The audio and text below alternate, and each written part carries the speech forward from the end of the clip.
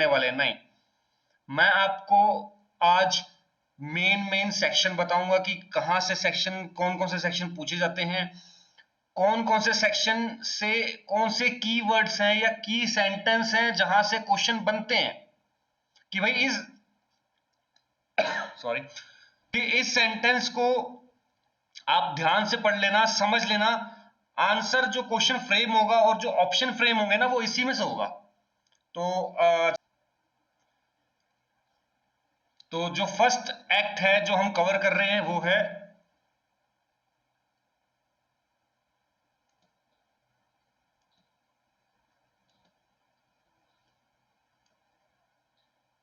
The securitisation and reconstruction of financial assets, enforcement of security interest 2002।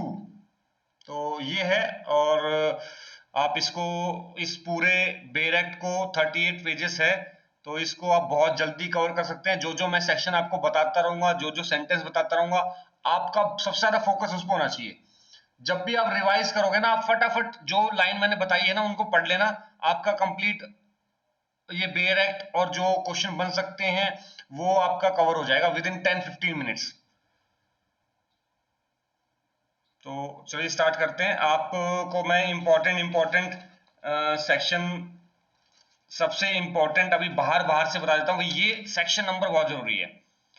तो सबसे पहला है सेक्शन 3, सेक्शन 4। सेक्शन 2 में आप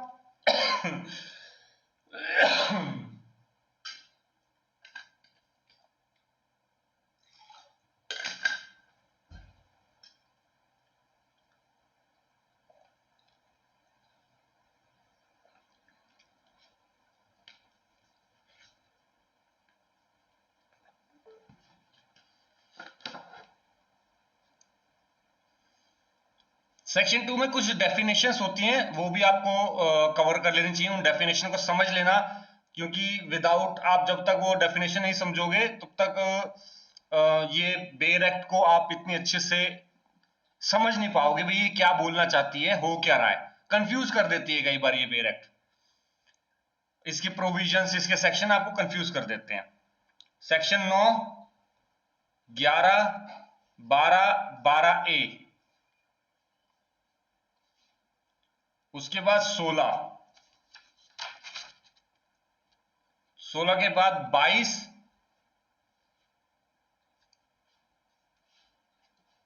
और 34।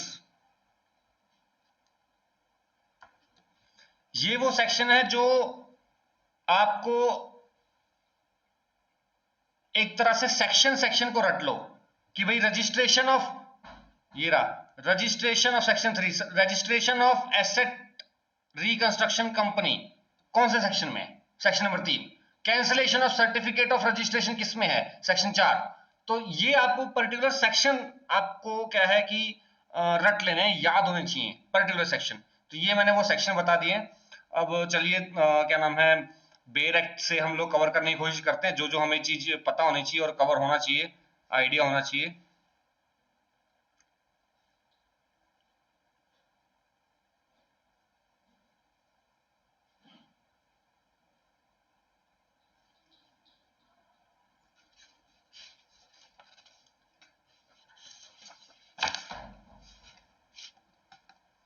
तो इधर साइड में मेरी नोट्स हैं, तो मैं उससे नोट्स से ही पढ़ा रहा हूँ, तो वो मत समझना कि भाई क्या चीज पलट रहे हैं सर, कुछ नहीं, नोट्स हैं मेरे जहाँ पे मैंने मार्क कर रखा है, तो मैं उसमें से देख देख के आपको यहाँ पे बताता रहूंगा। तो सरफेजी का सबसे पहले तो ये जो आप प्रियम्बल बोल लो इसको या ऑब्जेक्ट कह लो कि भाई ये an act to regulate, regulate करना चाहते हैं सिक्योरिटाइजेशन को और रिकंस्ट्रक्शन ऑफ फाइनेंशियल एसेट को, enforcement to provide for a central database of security interest created on a property rights. तो एक्चुअली क्या है, सबसे मेन चीज ये समझो कि जब ये एक्ट आया ही क्यों था, किसी पर्सन ए ने, ए के पास एक प्रॉपर्टी थी, प्रॉपर्टी पी, उसने वो प्रॉपर्टी पे लोन ले लिया बैंक से, बी से, B is bank, A is a person, P is a property. अब जब ये लोन नहीं देता तो जो पर्सन ए ने बी के पास कुछ ना कुछ कोलेट्रल रखा होगा, कोई प्रॉपर्टी रखी होगी, उस प्रॉपर्टी को बैंक, एक प्रॉब्लम ये आ रही थी कि बैंक उस प्रॉपर्टी को ना तो सेल आउट कर पा रहा था, ना उसको लीज पे कर पा रहा था कि भाई उसको मंथली कुछ रेंट पे दे दे और क्या नाम है अपने पैसे रिकवर करता रहे। कर पा रहा था, इसको सिविल कोर्ट जाना पड़ रहा था बैंक को, और प्रॉपर सिविल प्रोसीजर फॉलो करते हुए ही कर रहा था, जिसकी वजह से बैंक को बहुत डिले हो रहा था। ये एक बहुत लंबा प्रोसेस हो गया था लिटिगेशन का। तो इसलिए 2002 में ये एक्ट आया जिसमें ये बताया गया है कि बैंक को थोड़ी बहुत पावर दी गई कि वो सेल आउट कर सकते हैं, वो उनको थोड़ा सा और पावर देके ये एक प्रोसेस स्मूथ किया गया। तो ये पूरा जो फंडा है, ये पूरी जो एक्ट है वो इसी बेसिस पे है। अब आप ये समझो, सबसे पहले आप ध्यान देना कि जो सरफेजी एक्ट है वो कब आपका एनेक्ट हुआ था। तो ये एनेक्ट हुआ था 17 दिसंबर 2002 को। एक ये इंपॉर्टेंट चीज है। उसके बाद आप ध्यान दो डेफिनेशन में। तो डेफिनेशन सबसे इंपॉर्टेंट है आपकी two B, two B, B A और सी, इस पेज पे। अब इस पेज पे एसेट रिकंस्ट्रक्शन क्या होता है? एसेट रिकंस्ट्रक्शन का मतलब समझो कि एसेट रिकंस्ट्रक्शन, उसको फिर से कंस्ट्रक्ट करना है आपको। वो हो रखा है, एसेट है पहले से ही, उसको रिकंस्ट्रक्ट करना है। कैसे? कोई कंपनी, जो एक कंपनी, यहां पे कंपनी का नाम यूज किया गया है एआरसी। एआरसी का मतलब होता है एसेट, रेस्ट लिख दिया ना एसेट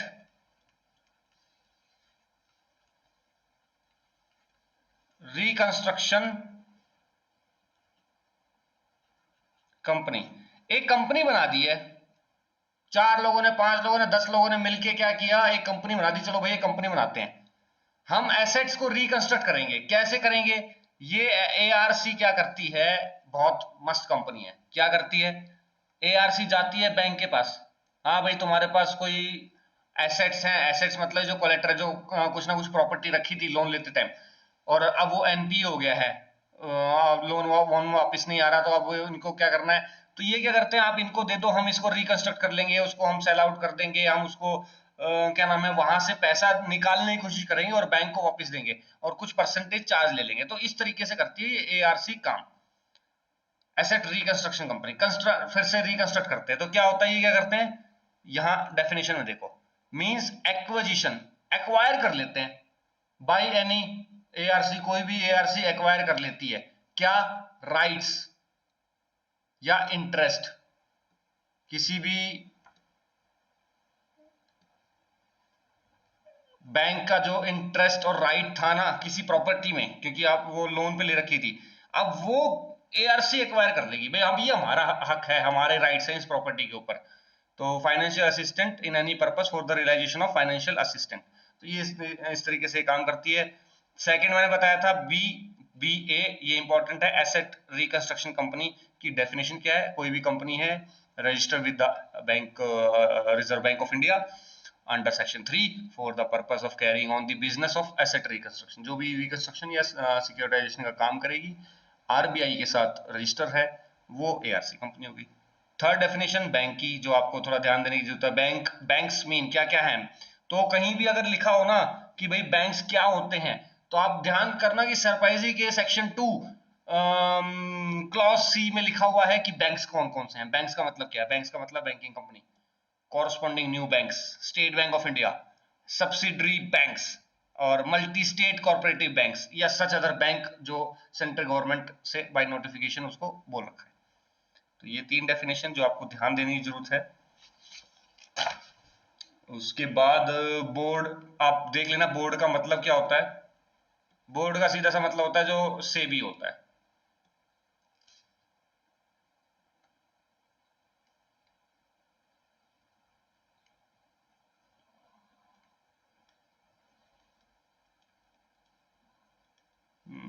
पेन चलने में दिक्कत हो रही है ना, ये रहा सेबी।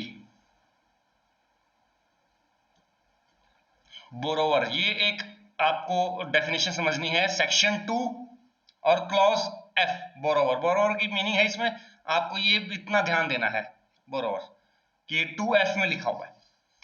अब होते कौन है, कोई भी पर्सन भाई जिन्होंने लोन लिया था, has been granted financial assistance, assistance provide करी थी बैंक ने, कैसी असिस्टेंस, फाइनेंशियली, पैसा देकर, बाय एनी बैंक या फाइनेंशियल इंस्टीट्यूशन। जैसे बहुत सारे फाइनेंशियल इंस्टीट्यूशन होते हैं ना, जैसे बैंक्स के सिवा भी बहुत सारी कंपनियां होती हैं जो लोन प्रोवाइड करती हैं, मुथूट्स और भी बहुत सारी होती हैं जो, तो सोना दे के या ऐसे करके इन सब चीजों का। तो ये जो भी ऐसा करती हैं, given any guarantee created by mortgage pledge as a security of financial assistant, तो ये होते हैं बोरोवर्स। तो आपको ये चीज ध्यान देना था, इंपॉर्टेंट था। उसके बाद आ जाओ आप,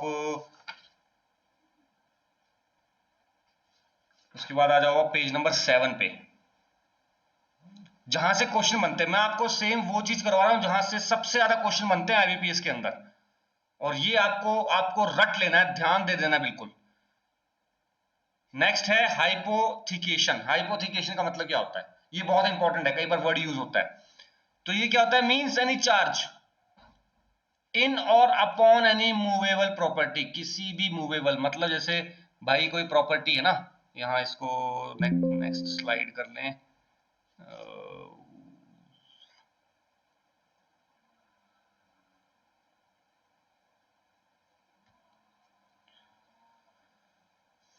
प्रॉपर्टी है एक,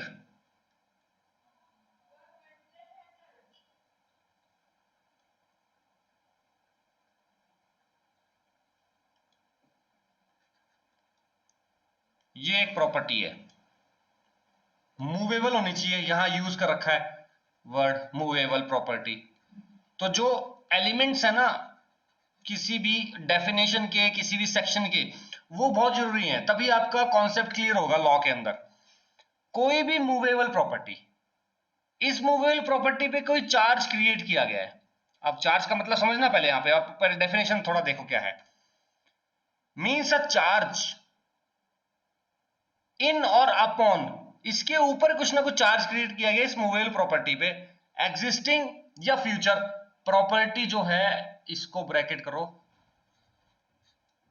प्रॉपर्टी अभी एग्जिस्टिंग भी होनी चाहिए, हो सकती है, या फ्यूचर वाली प्रॉपर्टी भी हो सकती है, भाई जो आने वाली है, अभी तक आई नहीं है, 10 दिन में आ जाए, 2 दिन में आ जाए, 5 दिन में आ जाए। और ये चार्ज किसने क्रिएट किया गया है, by borrower in favour of secure creditor, जिसने पैसे दिए थे उसके ऊपर।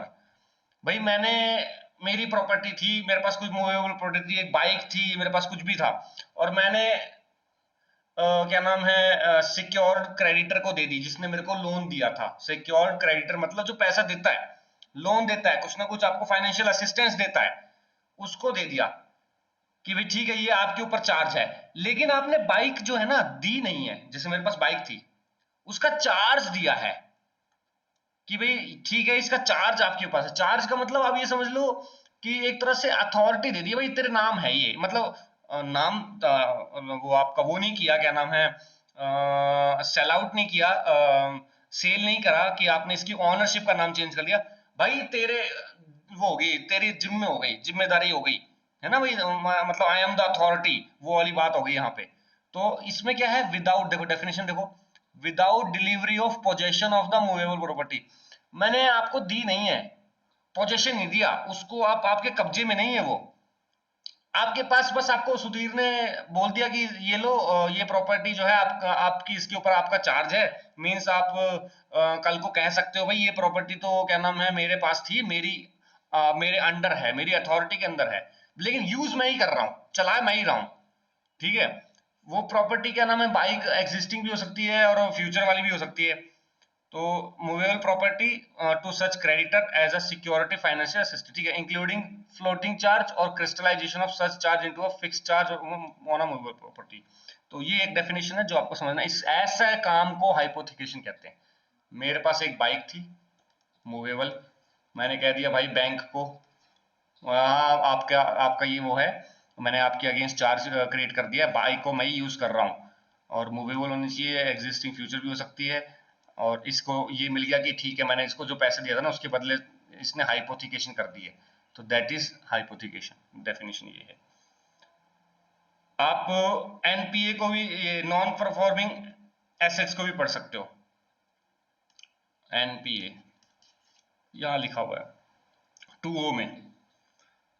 उसके बाद आर, आर भी एक अच्छा वो है, एक अच्छा डेफिनेशन तो क्या बोलूंगे ये भी एक डेफिनेशन है जो आपका इंपॉर्टेंट हो सकता है। ओरिजिनेटर कौन होता है? तो means who own owner of the financial assets which is acquired by ARC. ARC जिससे एक्वायर कर रही है ना फाइनेंशियल एसेट्स, तो उसका जो ऑनर होता है उसको कहते हैं ओरिजिनेटर। मेन ओरिजिन कहां से था, है ना? तो ये आप इसको समझ सकते हो। प्रॉपर्टी का मतलब इसके अंदर सरफेसी के अंदर इमूवेबल मूवेबल सबको यूज किया गया हुआ है, पहले ये आप चीज समझ लेना। लेकिन हाइपोथिकेशन का मतलब सिर्फ मूवेबल प्रॉपर्टी से रिलेटेड होता है, तो आपको ये थोड़ा ध्यान देना है। उसके बाद आप आ जाओ जेड पे। डेफिनेशन जो जेड में दे रखी है, क्या दे रखी है? सिक्योरिटाइजेशन। सिक्योरिटाइजेशन का मतलब क्या होता है? मींस एक्विजिशन, एक्वायर करना है, ठीक है? एआरसी एक्वायर करती है ना, ये वो वाली चीज है। और financial assets bye ARC from the originator, originator से एक्वायर करना है, एआरसी एक्वायर करेगी। कैसे करेगी? By raising fund bye such asset reconstruction from a qualified buyers bye issue of security receipt representing undivided interest in such financial assets. और सीधी सी बात ये है, एआरसी, एआरसी क्या है? एआरसी बोलेगी, किसको बोलेगी? क्वालिफाइड बायर्स को, उनसे फंड, क्वालिफाइड बायर्स, इनको बोलेगी भाई मेरे को क्या करना है, मेरे को कोई एसेट जो है वो एक्वायर करना है, मेरे को आप फंड दे दो। अब एक्वायर करेगी, ये किससे एक्वायर करती है? ये क्योंकि फाइनेंशियल जो भी प्रॉपर्टी होगी वो किसी ना किसी के अंडर होगी, बैंक के अंडर होगी। किसकी प्रॉपर्टी है? ए की। तो ए जो ओरिजिनेटर हो सकता है, ये हो सकता है। अब बैंक से एक्वायर करेगी तो बैंक कहेगी भाई ठीक है, मेरी ये प्रॉपर्टी तो मेरे पास क्या नाम है 5 लाख रुपए लोन की थी, आप मुझे 5 लाख रुपए दे दो, एआरसी को बोलेगी। और मेरा मेरा टेंशन खत्म, अब एआरसी के पास है वो एसेट। अब एआरसी उसको कैसे फिर से बेच के या उसकी वैल्यू बढ़ा के क्या करेगी, वो एआरसी की टेंशन है, एसेट रिकंस्ट्रक्शन कंपनी की। अब एआरसी के पास पैसा कहां से आता है? पैसा आता है क्वालिफाइड बायर के पास। भाई चल यार, हम ना ये वाला प्रॉपर्टी है बैंक के पास, उसको खरीद लेते हैं, मेरे को फंड दो कुछ। वो फंड से पैसे 5 लाख रुपए बैंक को दिए और उसको फ्री किया, बैंक भी फ्री, हाँ भाई मेरे को मेरा लोन वापस आ गया सारा। और ये क्वालिफाइड बायर को कहते हैं चल हम मिलके ऐसा बिजनेस करते हैं, बैंक के पास कुछ प्रॉपर्टी पड़ी है उसको ले लेते हैं, फिर हम उस प्रॉपर्टी को कुछ एसेट रिकंस्ट्रक्शन करेंगे और उसको बेच देंगे, फिर मुनाफा कमाएंगे। तो ये है फंडा पूरा। तो इस वाले प्रोसेस को कहते हैं सिक्योरिटाइजेशन।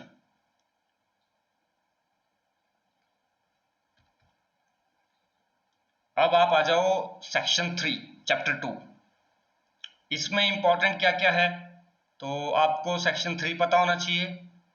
आपको ये पता होना चाहिए, यहाँ जो छोटा सा 3 लिखा है ना, इसका मतलब क्या है? ये नीचे लिख रखा है, मतलब ये सब्सटीट्यूट हुआ था 2016 में। आपको ये वर्ड पता होना चाहिए क्योंकि यही इंपॉर्टेंट है, यहीं से क्वेश्चन बनते हैं। क्वेश्चन बनता है फिर पॉइंट बी से। एआरसी कंपनी रजिस्टर होती है आरबीआई के पास,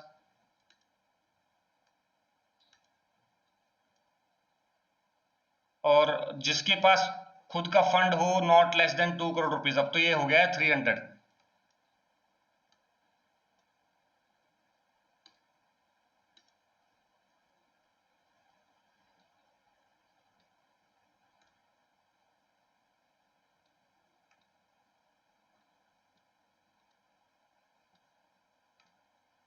क्या दिक्कत आ रही है?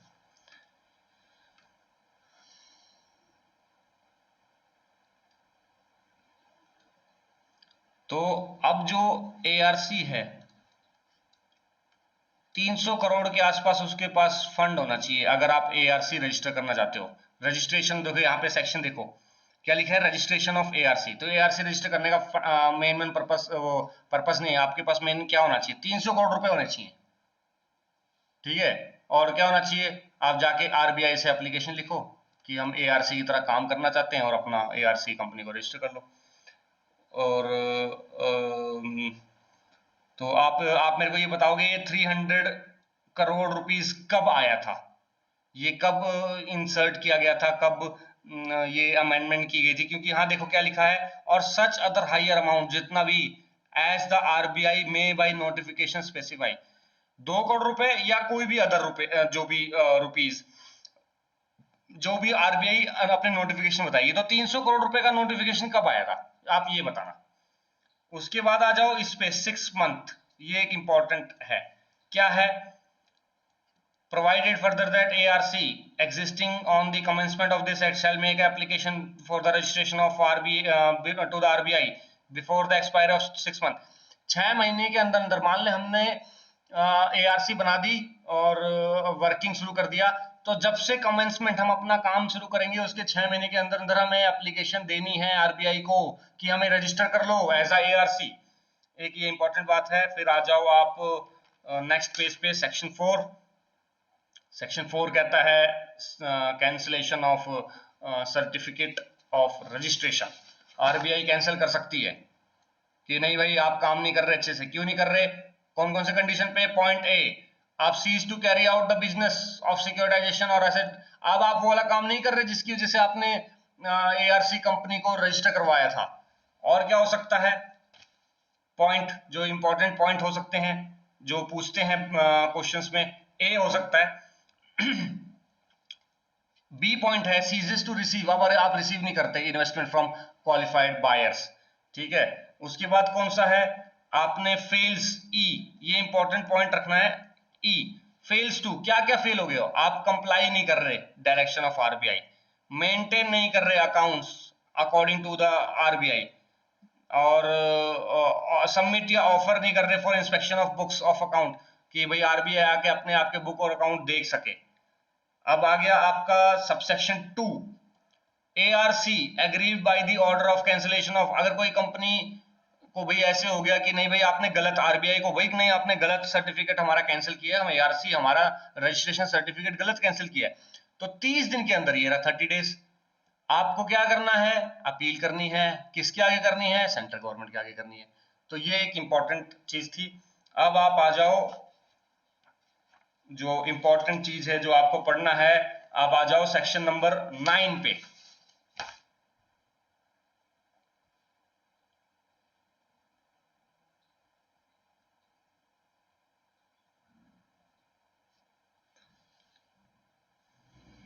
Section 9, measures for asset reconstruction without prejudice, ये एक इंपॉर्टेंट सेक्शन है, आप इसको थोड़ा सा ध्यान दो।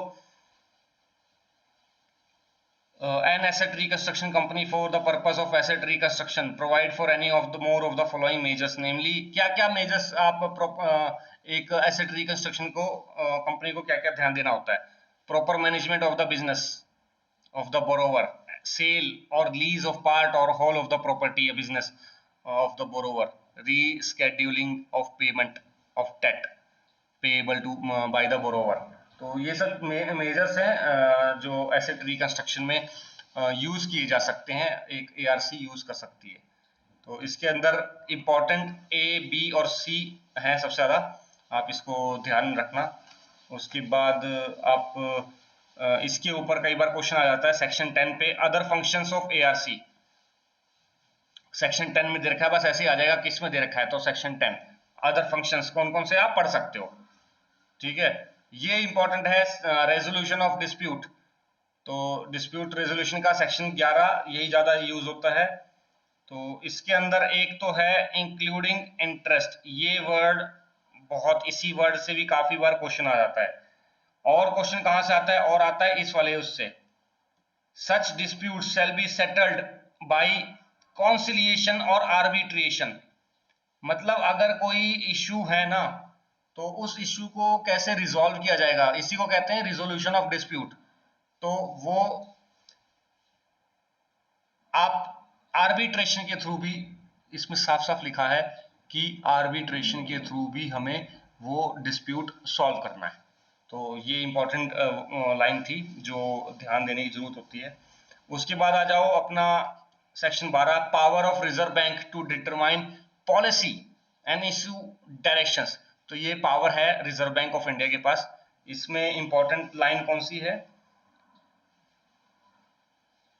इसमें इंपॉर्टेंट जो लाइन है जहां से क्वेश्चन बनता है और जहां से आपका ऑप्शन बनेगा आंसर का, वो है इट में डिटरमाइन, कौन? RBI, the policy and give direction to all, या एआरसी, एनी एआरसी, सारी एआरसी को भी दे सकती है, पर्टिकुलर किसी एक एआरसी को भी डायरेक्शन दे सकती है, क्या? In matter relating to income recognition और अकाउंट स्टैंडर्ड्स से रिलेटेड आरबीआई और डायरेक्शन दे सकती है। तो ये इंपॉर्टेंट, यहीं से ज्यादातर आपकी स्टेटमेंट बनती है क्वेश्चंस की और आंसर्स की।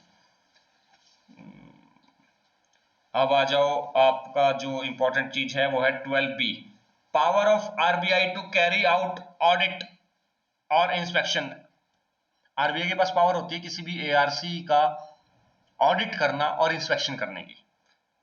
इसमें यही है line important, out carry out the audit और inspection of an ARC company from time to time. अब इसमें इंपॉर्टेंट बात क्या है, यहाँ देखो ये छोटा सा 5 लिखा हुआ है, तो ये कब आया था? नीचे 5 देखो, 2016 में, है ना? तो ये ध्यान रखना, यहीं से क्वेश्चन बन जाता है। चैप्टर 3 पे आ जाओ, जो इम्पोर्टेंट है इन्फोर्समेंट ऑफ सिक्योरिटी इंटरेस्ट। तो कैसे इन्फोर्स किया जा सकता है सिक्योरिटी इंटरेस्ट को, यहाँ पे इस चीज के ऊपर है।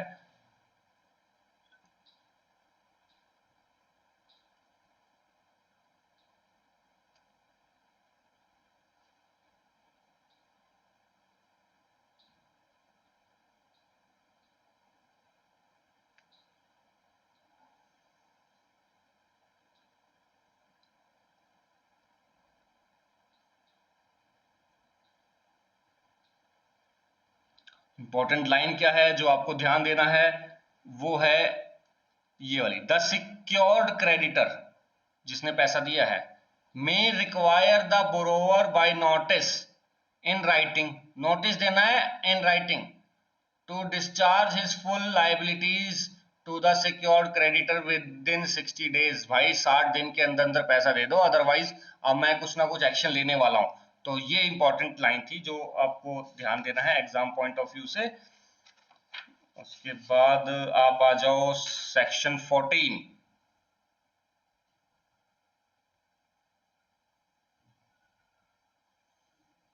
ये है section 14, CMM, chief metropolitan magistrate या district magistrate to assist security creditor in taking the position of. अब मान लो आपके पास आप सिक्योर्ड क्रेडिटर हो, आपने पैसा दिया था बैंक्स या फाइनेंशियल इंस्टीट्यूशंस, और अब आपके पास वो पोजीशन में नहीं है वो प्रॉपर्टी, लेकिन आपने उसके ऊपर पैसा दे रखा है लोन, तो कौन है जो असिस्ट करेगा आपको वो पोजीशन दिलवाने में? ये नहीं है कि आप गुंडागर्दी करके जाके उस प्रॉपर्टी को धक्का मारोगे लोगों को, और जिसने लोन ले रखा है, और भाई भाई तू चल यहाँ से भाग और मेरे को प्रॉपर्टी दे, ऐसे नहीं होता।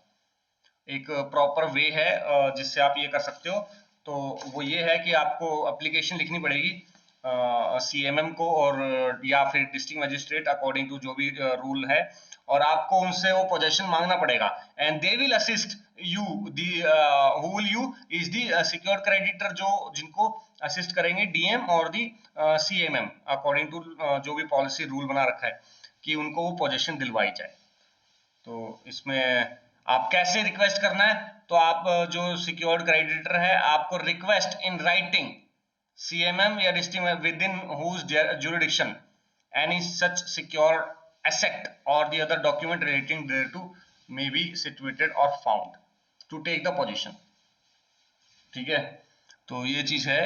और इसमें आपका एक चीज है प्रोवाइडेड वाला, ये पॉइंट इंपॉर्टेंट है, provided that any application by the secured creditor shall be accompanied by affidavit, affidavit भी होना चाहिए उस एप्लीकेशन के साथ, ये नहीं खाली आपने एप्लीकेशन दे दी, एफिडेविट भी लगा हो साथ में, affirmed by the authorized officer of the secured creditor declaring that, जिसमें उस एफिडेविट में आप ये सारी चीज डिक्लेयर करोगे। समझ गए? चलो अब आ जाते हैं नेक्स्ट पॉइंट पे। नेक्स्ट पेज पे ये इंपॉर्टेंट है, तो जो डीएम है या सीएमएम है shall after satisfying the content of affidavit, affidavit का कंटेंट से जब सेटिस्फाई हो जाए, pass suitable order, order pass कर सकते हैं for the purpose of taking position of the secured asset within 30 days, 30 दिन के अंदर अंदर। इसी से क्वेश्चन बन जाता है आपका कितने दिन में करना होता है। अब आ जाओ सेक्शन 15 पे, manner and effect to of take over the management, कैसे किस तरीके से किया जा सकता है। तो क्या करना है, इसमें जो क्वेश्चन बनता है वो इस लाइन से बनता है, और इसमें भी पर्टिकुलर ये English language and in any in newspaper published in any Indian language.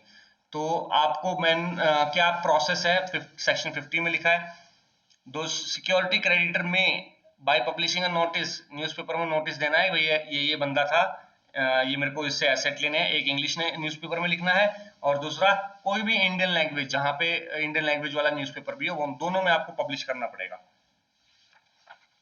उसके बाद आ जाओ आप 16 पे। 16 क्या कहता है, no compensation to director for loss of office, कुछ ऑफिस का नुकसान हो गया है तो इसका कोई कंपनसेशन नहीं मिलेगा। ये एक इंपॉर्टेंट सेक्शन है, ठीक है, आप इस पे ध्यान देना है। इसमें जो लाइन से जहां से क्वेश्चन बनता है, पूछा जाता है, वो ये वाली लाइन है, notwithstanding anything to the contrary contain in any contract act और एनी अदर लॉ, कुछ भी दे रखा हो भाई कहीं पे भी, ठीक है, नो मैनेजिंग डायरेक्टर और अदर डायरेक्टर या मैनेजर और any person of the management of the business of the borrower, borrower का कोई मैनेजर हो, मैनेजिंग डायरेक्टर हो, वो कुछ नहीं कर सकता, is not entitled to any compensation for the loss of office for the premature termination under the act. मतलब भाई प्रॉपर्टी का पोजीशन वापस लेते लेते अगर मैनेजर को कोई नुकसान हो गया ना, तो वो ये नहीं कह सकता कि भाई मैनेजर डायरेक्टर को कि भाई मेरा नुकसान हो गया, लाओ मेरे को पैसे दो, कोर्ट नहीं जा सकता वो इस चीज को लेके। पता चला ये केस पोजीशन दिलवाने के चक्कर में ये केस, नया केस और लग गया।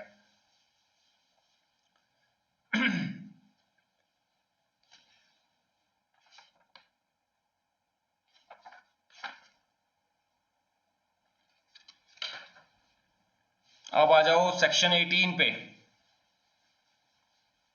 Appeal to appellate tribunal any person, ये भी इंपॉर्टेंट है आप पढ़ना, इसमें लास्ट ये वाली लाइन इंपॉर्टेंट है, एपीलेट ट्रिब्यूनल, तो एनी पर्सन जो भी अग्रीव्ड है, जिसको कुछ नुकसान हुआ है, डेट रिकवरी ट्रिब्यूनल के किसी भी ऑर्डर की वजह से, वो अपील कर सकता है, कहाँ पे, एपीलेट ट्रिब्यूनल में 30 दिन के अंदर। तो यहां से क्वेश्चन आता है, डीआरटी के अगेंस्ट आप 30 दिन के अंदर अपील में जा सकते हो। प्रोवाइडेड वाला भी काफी इंपॉर्टेंट है, जहां से क्वेश्चन बनता है, provided further that no appeal shall be entertain, appeal नहीं एंटरटेन की जाएगी अनलेस जो बोरोवर है वो कुछ अमाउंट डिपॉजिट कर दे। मान लो डीआरटी ने कहा इसको 50 लाख दे दो भाई, ठीक है, और आप डीआरटी के अगेंस्ट जाना चाहते हो एआरटी, तो आप 50% पहले जमा कराओ, जो भी अमाउंट डीआरटी ने कहा है, तभी ए डीआरटी आपका एपीलेट जो ट्रिब्यूनल है वो आपका काम सुनेगी। तो 50% का कैप रखा है।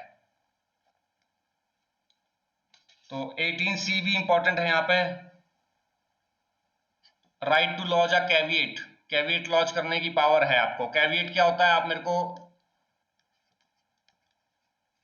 कमेंट में बताना कैविएट क्या होता है। 18C सेक्शन है सरफाइजी का,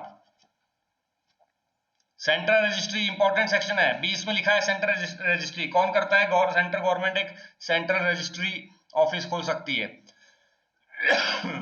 जो सारे ट्रांजैक्शन की एंट्री करेगी। एक ही रजिस्ट्री होती है, सारे ट्रांजैक्शन, कौन सा, related to transaction to securitisation और रिकंस्ट्रक्शन ऑफ फाइनेंशियल एसेट, कि भाई कहाँ किसी एआरसी ने सिक्योरिटाइजेशन कर लिया, किसने नहीं किया, ये सारा काम करेगी सेंट्रल रजिस्ट्री। तो ये एक इंपॉर्टेंट चीज थी। अब साथ में आ जाता है यहाँ पे 21 में है सेंट्रल रजिस्ट्रार, ये आ गया। 22 में है register of securitisation, reconstruction and security interest transaction, कौन कौन सी चीज में, ये तीनों, इन तीनों से रिलेटेड जो ट्रांजैक्शन होगा ना, वो यहाँ इस सेंट्रल रजिस्ट्री में क्या नाम है, वो आपको उसकी एंट्री करनी पड़ेगी। तो एक ये इंपॉर्टेंट पॉइंट है इसमें, the register shall be kept under the control and management of central registrar. तो जो भी अब ये रजिस्टर होगा ना, ये मेन किसके पावर के अंदर होगा, किसकी मैनेजमेंट में होगा, रजिस्ट्रार की मैनेजमेंट में होगा। अब आ जाओ 25 25 एसेट रिकंस्ट्रक्शन कंपनी या सिक्योर्ड क्रेडिटर, कोई भी, दोनों में से कोई भी, to report satisfaction of security interest. तो भाई ये इंपॉर्टेंट है यहाँ पे, या तो एआरसी या सिक्योर्ड क्रेडिटर को रिपोर्ट करना है कि भाई हाँ हमारे पास जो है पैसा वैसा आ गया, जो ये चीज होनी थी वो हम सेटिस्फाई हो गए हैं। ठीक है, किसको करना है, सेंट्रल रजिस्ट्रार को, ऑफ द पेमेंट और satisfaction in full of any security interest related, जो आपको था वो क्लियर हो गया है, आपको बताना पड़ेगा सेंट्रल रजिस्ट्रार को।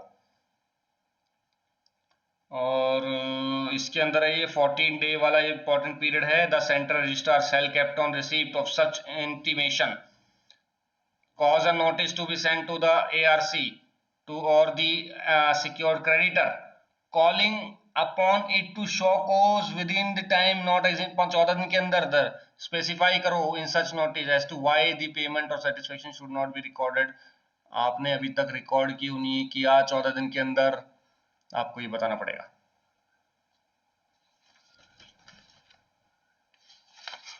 उसके बाद इंपॉर्टेंट है जो ध्यान देना चाहिए वो है सेक्शन 30A।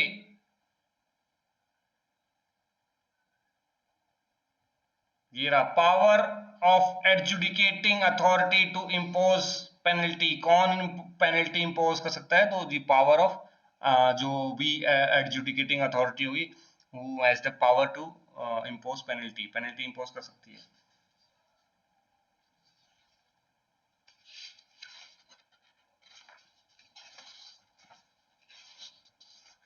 तो ये सारे इंपॉर्टेंट सेक्शन या इंपॉर्टेंट लाइन थी जो आपको सरफाइजी में पढ़ के ही जाना है। बैंक से रिलेटेड एग्जाम में बहुत इंपॉर्टेंट लाइन है, आप खाली इन मेन मेन लाइन को ही पढ़ जाओगे ना, तब भी आपका 100% आप बहुत ऐसे सेटिस्फाई हो गए, हाँ यार मेरा ये, मेरे को क्वेश्चन करते टाइम ना कोई प्रॉब्लम नहीं हो रही थी, बहुत इजीली मैं क्वेश्चन कर रहा था। तो ऐसे ही एक नए एक्ट के साथ हम लोग फिर से मैं इस नए एक्ट को, कोई नया एक्ट लेके आता हूँ जो कि banking regulation sorry banking exam के अंदर इंपॉर्टेंट होगा, और हम उसको डिस्कस करेंगे ताकि आपकी प्रिपरेशन बहुत आसान हो जाए और आप जल्दी रिवाइज भी कर सको और पेपर अच्छा दो। तो मिलते हैं नेक्स्ट वीडियो में, थैंक यू।